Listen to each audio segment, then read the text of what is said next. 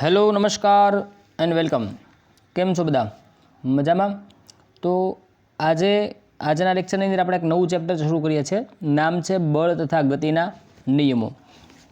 તમને થોડું આ જોઈને નવું લાગશે કેમ કે પહેલી વખત આપણે સ્ક્રીન રેકોર્ડિંગ ઉપર આ ચેપ્ટરને ભણી રહ્યા છીએ. પણ બેટા એવું છે કે આની અંદર થોડી એવી રીતે તમને ટેક્સ્ટબુકની અંદર સમજૂતી આપેલી છે કે મારે ટેક્સ્ટબુક થ્રુ તમને ભણાવવું જરૂરી હતું.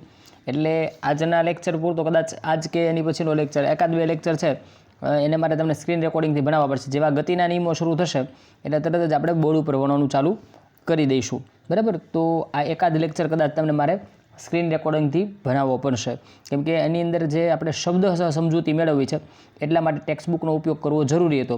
તો ટેક્સ્ટબુકનો ઉપયોગ કરવા માટે આપણે આજે સ્ક્રીન રેકોર્ડિંગનો ઉપયોગ કરવાનું નક્કી કર્યું હતું.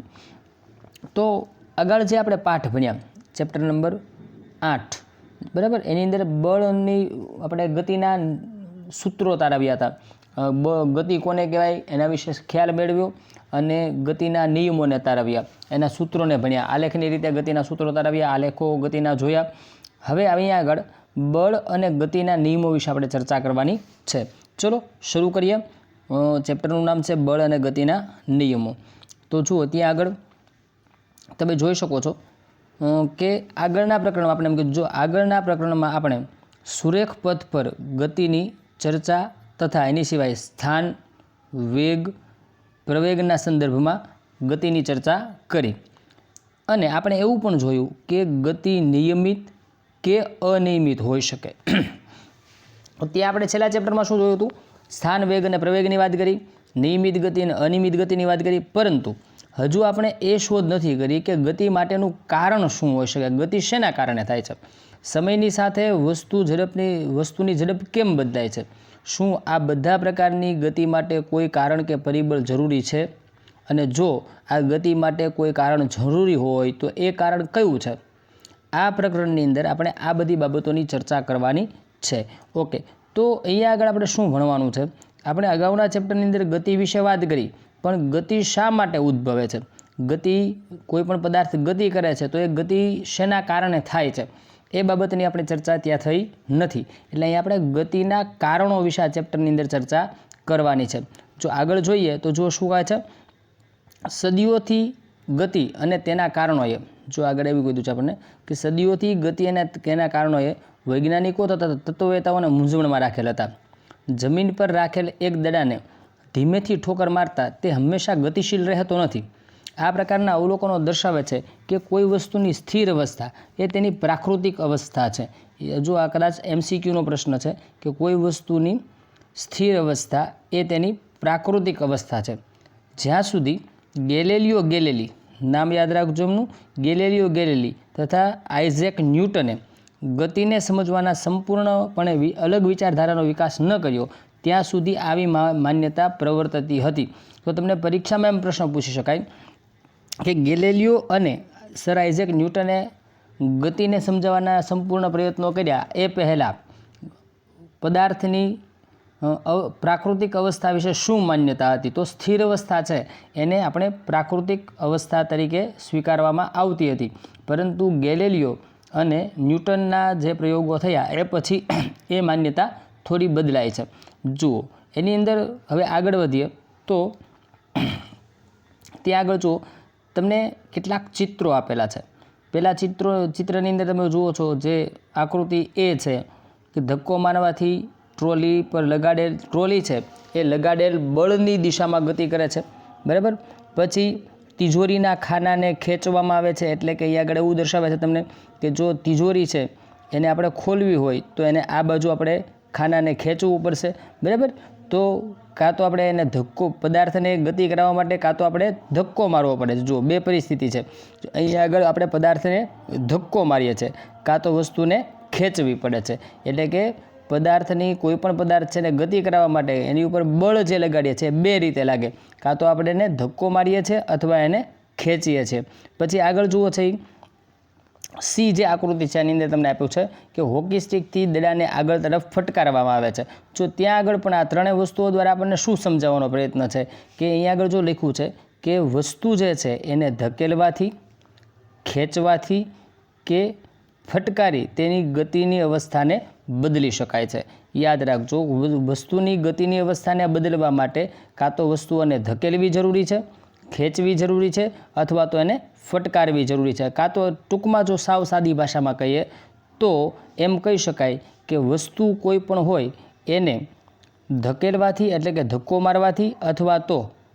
મારવાથી અથવા પદાર્થને ખેંચવાથી એને ગતિમાં લાવી શકાય અથવા એની ગતિની અવસ્થામાં ફેરફાર કરી શકાય। જો આગળના ભાગમાં શું કહેવું છે આપણને, ત્યાં આગળ જો આ શબ્દો અને ઉદાહરણો દ્વારા તમે જોઈ શકો છો બેટા કે તમને બધું સમજાવવાનો પ્રયત્ન કરવામાં આવ્યો છે। આપણે ટેક્સ્ટબુક શા માટે જરૂરી છે એ તમને આના આધારે ખબર પડી હશે।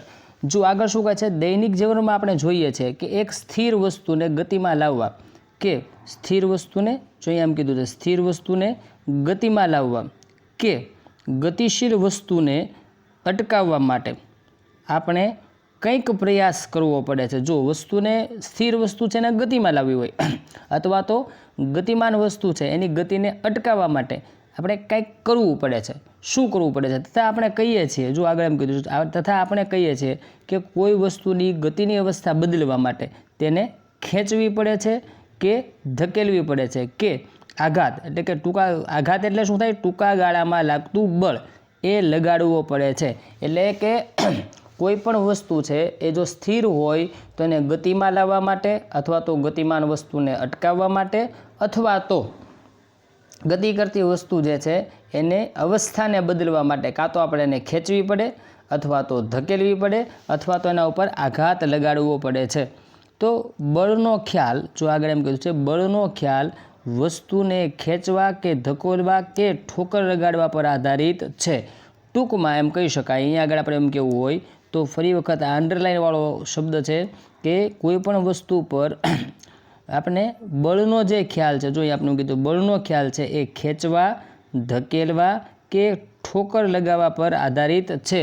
એનો અર્થ એમ થાય કે જો કોઈ વસ્તુ પર બળ લાગે છે તો એનો અર્થ એવો થાય છે કે તેને કાં તો ખેંચવી પડશે બળ લગાડવા માટે, કાં તો એને ધકેલવી પડશે અથવા તો એને ઠોકર મારવી પડશે। ઓકે, ચલો જો આગળ જોઈએ।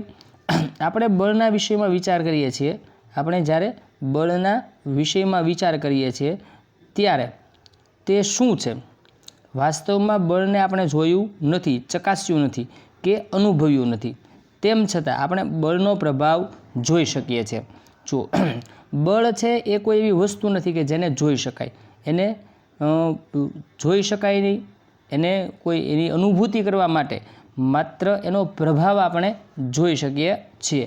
જો આગળ વધીએ તો ત્યાં આગળ જુઓ તમે, માત્ર એનો અનુભૂતિ થઈ શકે છે, બરાબર। બળ છે એને જોઈ શકાતું નથી। જ્યારે કોઈ વસ્તુ પર બળ લગાડવામાં આવે ત્યારે શું થાય, તેના વર્ણન પરથી જ તેને સમજાવી શકાય, બરાબર ને। કોઈ પણ વસ્તુ છે એના ઉપર બળ લાગતું હોય તો આપણે બળને કંઈ દેખાડી શકતા નથી, પરંતુ જ્યારે એના ઉપર બળ લાગે છે કોઈ વસ્તુ પર ત્યારે શું થાય છે એને વર્ણન થઈ શકે। જેમ કે દાખલા તરીકે કોઈ સ્થિર દડો છે, એને ફૂટબોલનો દડો સ્થિર હોય અને આપણે એને કિક મારીએ તો એ દડો ગતિમાં આવે છે, બરાબર। તો એ ગતિમાં આવે એટલે આપણને ખબર પડે કે હા દડો ગતિમાં આવ્યો, તેના ઉપર બળ લાગ્યું હોવું જરૂરી છે। એટલે ટૂંકમાં એ જે તે વસ્તુ છે એનું જ્યારે બળ લાગે છે ત્યારે શું થાય છે, જો એનું વર્ણન કરવામાં આવે તો બળને સમજી શકાય। જો આગળ છે કે વસ્તુને ખેંચવી, ધકેલવી કે આઘાત લગાડવો, આ બધી પ્રક્રિયાઓ વસ્તુને ગતિમાં લાવવાની પ્રયુક્તિઓ છે। આપણા દ્વારા બળ લગાડવાના કારણે જ તેની ગતિમાં ફેરફાર થાય છે અથવા તો તેની ગતિ થાય છે એમ કહી શકાય। તો કોઈ પણ વસ્તુ સ્થિર હોય એના ઉપર જ્યારે બળ લગાડવામાં આવે ત્યારે અને માત્ર ત્યારે જ એ ગતિમાં આવતી હોય છે।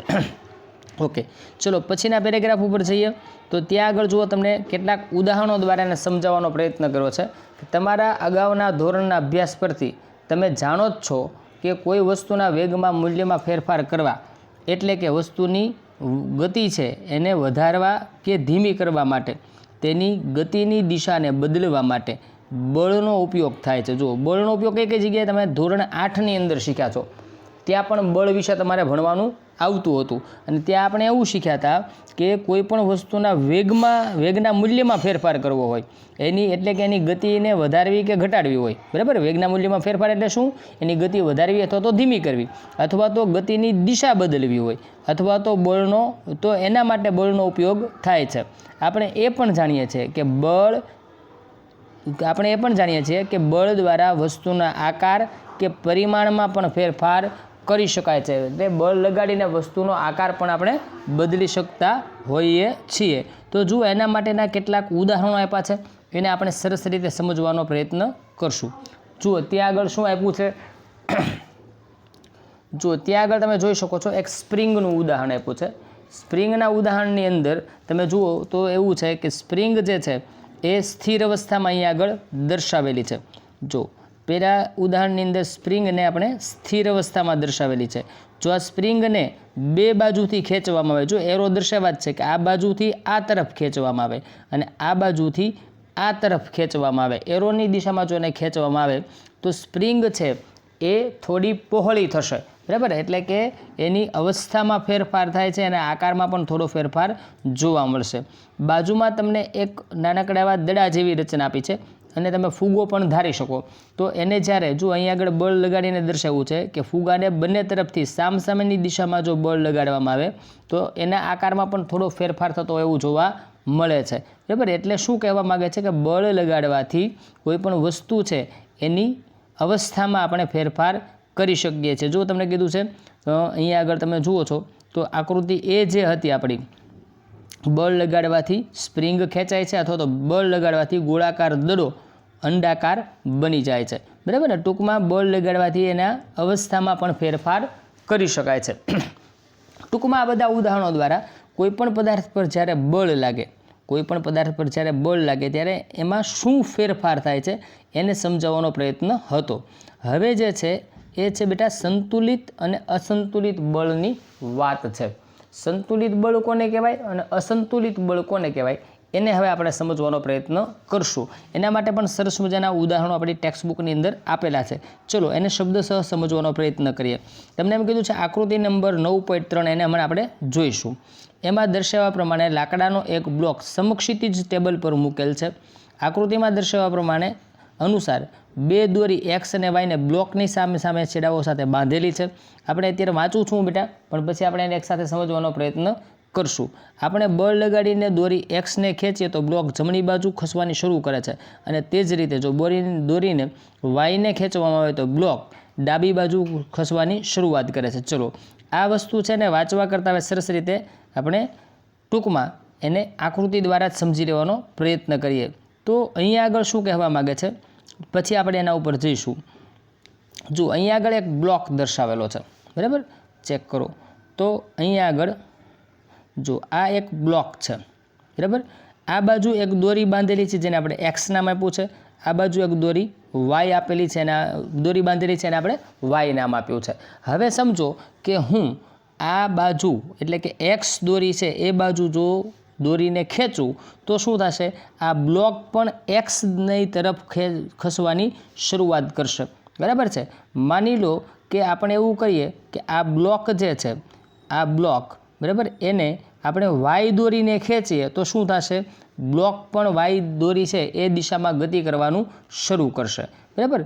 અહીંયા આગળ કહેવાનો અર્થ એમ છે કે એના ઉપર જ્યારે આપણે બળ લગાડીએ છીએ ત્યારે બ્લોક ગતિ કરે છે.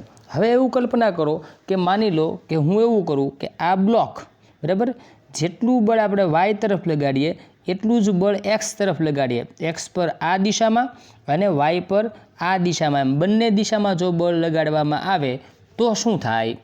કલ્પના કરો. તો બ્લોક ઉપર બંને દિશામાં એક સરખું બળ લાગે. જેટલું એક્સ બાજુ લાગે છે એટલું જ બળ વાય બાજુ લાગે છે. તો શું થશે? બ્લોક ત્યાંને ત્યાં જ સ્થિર રહેશે, બરાબર ને. તો એક પણ બાજુ ખસશે નહીં. શા માટે? કેમ કે બંને બાજુથી બળ કેવું લાગે છે? એક સરખું લાગે છે. હવે વિચારીએ આપણે કંઈક નવો. માની લો કે આ બ્લોક છે, બરાબર, આપણે એક્સ બાજુથી બળ લગાડીએ છીએ અને વાય બાજુથી બળ લગાડીએ છીએ. હવે એક્સ બાજુથી આપણે જે બળ લગાડીએ છીએ એ વધુ બળ લાગે છે, સમજજો. અહીંયાથી વધુ બળ લાગે છે અને વાય તરફ જે બળ લાગે છે એ પ્રમાણમાં એક જ મિનિટ બેટા, વાય તરફથી જે બળ લાગે છે એ પ્રમાણમાં ઓછું બળ લાગે છે. એટલે અહીંયા હું લખીને તમને આપું છું. જુઓ, વાય તરફ જે બળ લાગે છે કેવું લાગે છે? ઓછું. જ્યારે એક્સ તરફ કેવું બળ લાગે છે? વધુ. બરાબર. તો વિચારો તો જો એક્સ તરફથી બળ આ દિશામાં લાગે છે, વાય તરફથી આ દિશામાં બળ લાગે છે, તો એક્સ તરફથી વધુ બળ લાગે છે, વાય તરફથી ઓછું લાગે છે, તો બ્લોક કઈ બાજુ ખસે? વિચારો. તો આપણને ખબર પડશે કે બ્લોક છે એમાં બળ તો બે બાજુ લાગે છે, વાય દિશામાંય લાગે છે અને એક્સની દિશામાંય લાગે છે, પરંતુ એક્સ તરફ વધુ બળ લાગે છે. એટલા માટે બ્લોક છે એ એક્સની દિશામાં ખસશે. તો અહીં આગળ શું થયું? તો જુઓ, બ્લોક છે એ એક્સ તરફ ખસે છે. એની પાછળનું કારણ શું છે? તો બંને બળ જે બ્લોક ઉપર લાગતું જે બળ છે એક્સનું અને વાયનું, એક્સ અને વાયનું જે બળ લાગે છે એ બળની પરિણામી અસર, એટલે જે બળ વધુ હશે એ તરફ બ્લોક ખસવાનું શરૂ કરે છે. તો એને બળની પરિણામી અસર તરીકે ઓળખવામાં આવે છે. ઓકે, હવે તમને ક્લિયર થયું હશે કે સંતુલિત અને અસંતુલિત બાહ્ય બળ એટલે શું. હવે આપણે એ સમજવું છે. તો ફરી પાછા અહીંયા આગળ આવી જઈએ, એટલે તમને એના આધારે હું સંતુલિત અને અસંતુલિત બળ સમજાવીશ. કે માની લો કે આ બ્લોક જે આપણો બ્લોક છે એના ઉપર એક્સ અને વાય બંને તરફ જો સરખું બળ લાગતું હોય, કેવું બળ લાગતું હોય? સરખું બળ લાગતું હોય, તો એને સંતુલિત બાહ્ય બળ કહેવાય. ચલો આને જરા હું ભૂસી નાખું, કેમ કે લીલી માર્કર બરાબર દેખાશે નહીં. બ્લ્યુને પકડી લઈએ આપણે. બરાબર. ચલો, તો માની લો કે હવે બ્લોક છે એના ઉપર એક્સ તરફે બળ લાગે છે, વાય તરફે લાગે છે. વાય તરફ ઓછું બળ લાગે છે, એક્સ તરફ વધુ બળ લાગે છે. અહીંયા આગળ એક બળનું મૂલ્ય વધુ છે, એક બળનું મૂલ્ય ઓછું છે. તો આવું જે બળ હોય, જ્યારે એક બળનું મૂલ્ય વધુ હોય અને બીજા બળનું મૂલ્ય ઓછું હોય, ત્યારે તેને અસંતુલિત બળ કહેવાય. કેવું કહેવાય? અસંતુલિત. બંને બાજુથી સરખું બળ લાગે તો સંતુલિત, અને બંને બાજુથી જુદા જુદા મૂલ્યનું બળ લાગતું હોય તો એને આપણે અસંતુલિત બળ તરીકે ઓળખશું. આઈડિયા આવે છે? ઓકે, ચલો હવે વાત કરીએ છીએ આગળ નેક્સ્ટ. તો અહીં આગળ હવે જે આપણે મુદ્દો હતો ત્યાં આવી જઈએ અને સમજવાનો પ્રયત્ન કરીએ. જો આપણે એમ કીધું હતું ખસવાની શું, પરંતુ જો અહીંયા આગળ કીધું જો પરંતુ પહેલેથી લઈ લઈએ આપણે, થોડું ભલે રિવિઝન કરવું પડે બેટા. ચલો, જો આપણે એમ કીધું હતું કે આકૃતિમાં દર્શાવ્યા પ્રમાણે બ્લોકને સમાન સમક્ષિતિ ટેબલ ઉપર મૂકેલો છે. આકૃતિમાં દર્શાવ્યા અનુસાર દોરી એક્સ અને વાયને બ્લોકના સામસામે છેડા સાથે જોડેલ છે. જો આપણે બળ લગાડીને દોરી એક્સને ખીચે તો બ્લોક જમણી બાજુ ખસવાની શરૂઆત કરે છે, અને જો તે જ રીતે દોરી વાયને ખેંચવામાં આવે તો બ્લોક ડાબી બાજુ ખસવાની શરૂઆત કરે છે. પરંતુ હવે જો અહીંયાથી મુદ્દો ફરે છે, તો આપણે એમ કહીએ પરંતુ જો બ્લોકને બંને બાજુથી સમાન બળ દ્વારા ખેંચવામાં આવે તો બ્લોક ખસતો નથી. આ પ્રકારના બળને સંતુલિત બળ કહેવામાં આવે છે. જો અહીંયા શબ્દ વાપર્યો છે, આ પ્રકારના બળને સંતુલિત બળ તરીકે ઓળખવામાં આવે છે. ઓકે, ચલો ત્યાંથી આગળ વધીએ થોડા, આને જરા રિપેરિંગ કરી નાખીએ પહેલાં. ચલો હવે આગળ જુઓ. તો સંતુલિત બળ કોને કહેવાય? જ્યારે બંને એક જ વસ્તુ પર બે દિશામાં બળ લાગતા હોય અને બંને કેવા હોય? સમાન મૂલ્યના હોય, તો એને આપણે સંતુલિત બળ કહીએ. હવે જો આગળ છે નેક્સ્ટ, ત્યાંથી આગળ જોઈએ તો સંતુલિત બળ કહે છે તે વસ્તુની સ્થિર સ્થિતિ કે ગતિમાન અવસ્થામાં ફેરફાર કરતા નથી. આ યાદ રાખવાનું છે. સંતુલિત બળ જ્યારે કોઈ વસ્તુ ઉપર લાગતું હોય તો વસ્તુની સ્થિર કે ગતિમાન અવસ્થામાં કોઈ પણ જાતનો ફેરફાર થતો નથી. ઓકે, નેક્સ્ટ આગળ જોઈએ. તો જુઓ ત્યાં આગળ હવે એમ કીધું છે એક એવી અવસ્થાનો વિચાર કરો કે જેમાં અલગ અલગ મૂલ્યના બે પરસ્પર વિરુદ્ધ દિશામાં લાગતા બળો દ્વારા એક બ્લોકને ખેંચવામાં આવે છે. આ કિસ્સામાં બ્લોક વધારે મૂલ્ય ધરાવતા બળની દિશામાં ગતિ કરવાની શરૂઆત કરે છે. યાદ રાખજો, ફરી વખત કહું છું, આ કિસ્સામાં બ્લોક વધારે મૂલ્ય ધરાવતા બળની દિશામાં ગતિ કરવાની શરૂઆત કરે છે. અહીં તો બળ બે સમાન નથી, સમાન મૂલ્યના નથી, એટલે આ બળો સંતુલિત બળ નથી. અને આવા સંતુલિત જે બળ ન હોય એવા બળને અસંતુલિત બળ કહેવામાં આવે છે. બરાબર ને? આ અસંતુલિત બળોનું પરિણામી બળની દિશામાં કાર્યરત છે એમ કહી શકાય. ક્લિયર થાય છે? તો સંતુલિત બળ કોને કહેવાય? જ્યારે એક જ વસ્તુ પર જુદી જુદી દિશામાં લાગતા બળના મૂલ્ય કેવા હોય? એક સમાન હોય, તો એને આપણે સંતુલિત બળ કહીએ. અને એક જ પદાર્થ ઉપર બે જુદી જુદી દિશામાં લાગતા બળના મૂલ્યો પણ જો જુદા જુદા હોય તો એને આપણે અસંતુલિત બાહ્ય બળ કહેતા હોઈએ છીએ. તો આ આપણી આકૃતિ હતી. આગળ જુઓ છે, જ્યારે જો એક સરસ મજાની વાત કરી છે કે સરસ મજાનું ઉદાહરણ પણ ત્યાં આગળ આપ્યું છે, એને સમજવાનો પ્રયત્ન કરીએ. જો એમ કીધું છે, જ્યારે કેટલાક બાળકો એક બોક્સને ખરબચડી સપાટી પર, જો આપણે પહેલાં જોઈ લઈએ, ખરબચડી સપાટી પર ખસેડવાનો પ્રયત્ન કરે છે ત્યારે શું થાય છે? જો તે ઓછા બળથી બોક્સને ખસેડવાનો પ્રયત્ન કરે તો બોક્સ ખસતું નથી.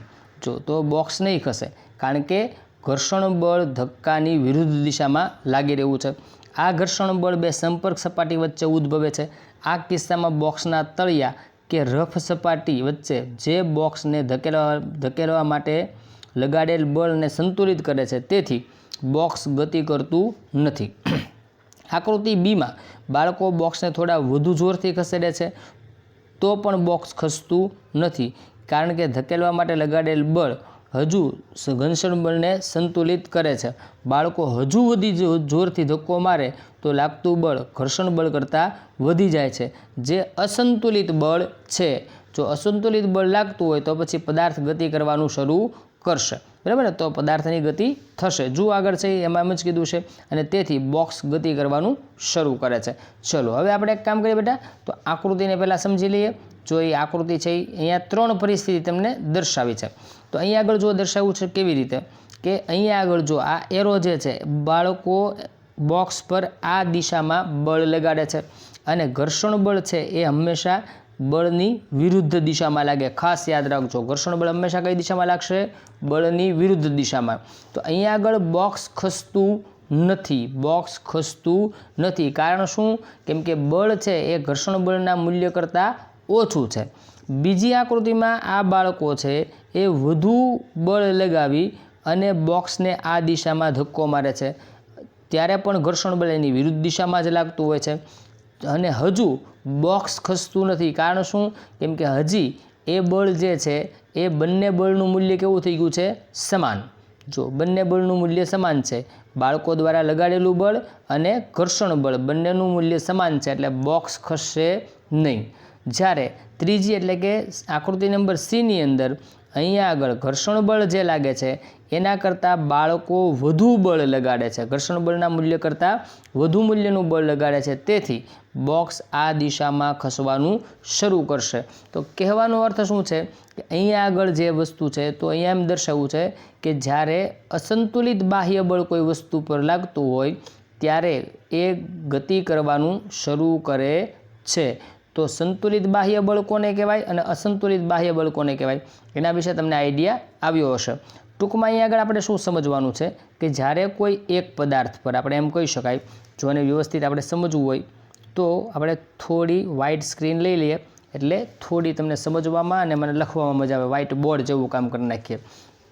તો અસંતુલિત બાહ્ય બળ એટલે શું? સંતુલિત બાહ્ય બળ પહેલાં વાત કરીએ. કોની? સંતુલિત. એક જ મિનિટ બેટા. ચલો વાત કરીએ છીએ આપણે સંતુલિત બાહ્ય બળની. સંતુલિત બાહ્ય બળ. બરાબર? તો સંતુલિત બાહ્ય બળ અથવા તો સંતુલિત બળ કોને કહેવાય?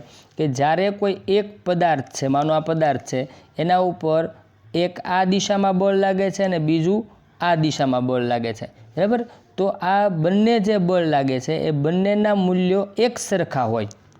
બંને દિશા તરફ લાગતા બળના મૂલ્યો એક સરખા હોય, અથવા તો એવી પરિસ્થિતિ હોય, માનો કે આ પદાર્થ છે એના તરફ એક આ દિશામાં બળ લાગે છે, બીજું આ દિશામાં બળ લાગે છે. જુઓ, તો બંને વિરુદ્ધ દિશામાં લાગતા બળ છે. બરાબર?